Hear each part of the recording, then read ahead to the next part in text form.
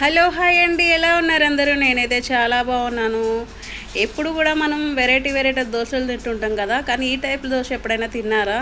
Diet చేసే వాళ్ళకి చాలా మంచిది, బీపీ షుగర్ ఉన్న వాళ్ళకి కూడా ఇది దోశ చాలా మంచిదన్నమాట.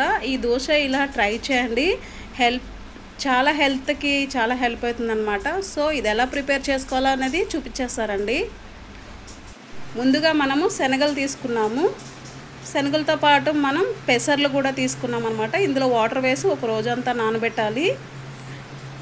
నానబెట్టినాక నెక్స్ట్ డే మనము ఇలా నానిపోతుంది కదా, సో ఇలా నానినదంతా ఒకసారి మనం వాటర్లో అయితే కడిగేసుకొని నీట్గా వాటర్ అంతా కడిగేసి శుభ్రం చేసుకుందాము, రెండు పప్పులు కూడా. సో నేనైతే ఇప్పుడు ఒక కాటన్ బట్ట అయితే తీసుకుంటున్నాను. చూసారా ఎంత దలసరిగా ఉందో బట్ట.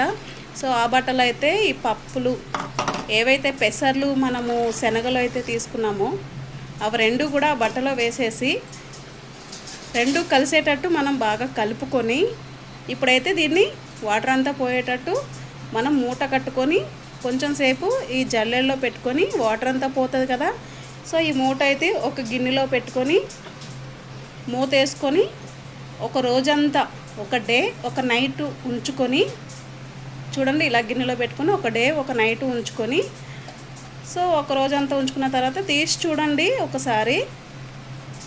ఇప్పుడు చూడండి, మీకు ఒక రోజు డే ఉన్న తర్వాత మొలకలు వచ్చినాయో లేదో ఒకసారి తీసి చూస్తే మీకు మొలకలు వచ్చినాయి అనేది తెలుస్తుంది.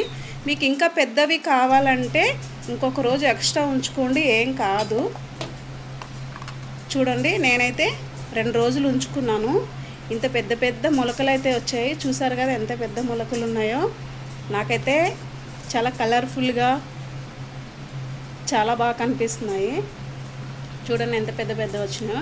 ఇవి హెల్త్కి ఎంత మంచిదంటే ఇవి మనము ఇట్లా పచ్చిగా కూడా తినేయచ్చు. సో దీంతో చాలా వెరైటీలు చేసుకొని పిల్లలకి కానీ ఎవరికైనా పెట్టేటట్టయితే టిఫిన్లో కానీ నైట్ డిన్నర్లో కానీ ఇట్లా తింటే కనుక చాలా మంచిది. చూసారు కదా ఇంత కాటన్ బట్ట, దాంట్లోంచి మనకి బయటకి రావట్లేదు, ఎంత పెద్ద మొలకలు వచ్చినాయి చూడండి.